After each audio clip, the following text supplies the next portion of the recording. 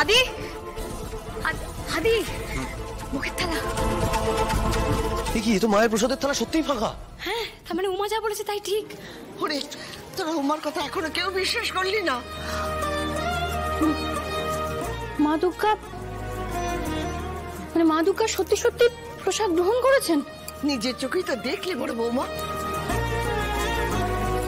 এই সুমনাদি, উমা, ভোগের থালা তো খালি। তোরা এত কথা কেন বলছিস? হ্যাঁ, তোরা সবাই শাক বাজাও, উলু দে, মাকে ভক্তি ভরে প্রণাম কর। ওরে, মা যে প্রসাদ খেয়ে গেছে, আর এত কথা বলিস না। কিন্তু উমা কই? তার কথাই তো সত্যি বেরোলো। সে মা, এত তাড়াতাড়ি এসব কিছু ধরে নিও না। আমার এই বাড়িতে যে কি হচ্ছে বুঝে উঠতে পারছি না। তুই চুপ কর, এর উত্তর একমাত্র উমাই দিতে পারবে। কিন্তু কিন্তু সে কই? সে দিদি ভাই। ঠাম্মি, তুমি এরকম করছো কেন? তোমার কি শরীর খারাপ লাগছে নাকি? না না, কাল তো ও রাতে আমার কাছে ছিল, আমার ঘরে, কিন্তু এখন তো নেই। উমা আমাদের ঘরে শুয়েছিল ঠাম্মি।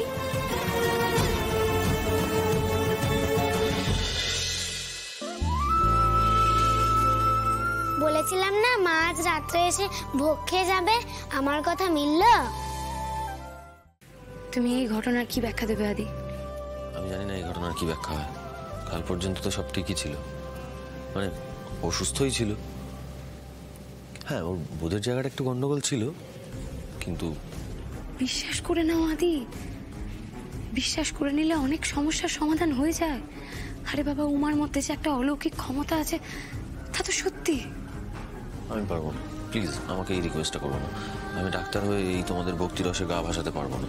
একদম ঠিক। মায়ের মাটির মূর্তি এসে ভোগ খেয়ে গেছে, এটা আমি মানতে পারবো না। মায়ের প্রাণ প্রতিষ্ঠা হয়েছে বড় খোকা, সেই মায়ের সামনে দাঁড়িয়ে অন্তত এই কথাগুলো বলিস না। বেশ, বলবো না, কিন্তু এই ব্যাপারটা আমি কিন্তু মানছি না মা। তাহলে ভোগ কে খেলো বলো? সদর দরজা তো বন্ধ ছিল, তাহলে কে এসেছিল ভোগটা খেতে? কারোর কাছে আছে এটার উত্তর? কি পায়েসটা কেমন হয়েছিল? খুব ভালো না মা?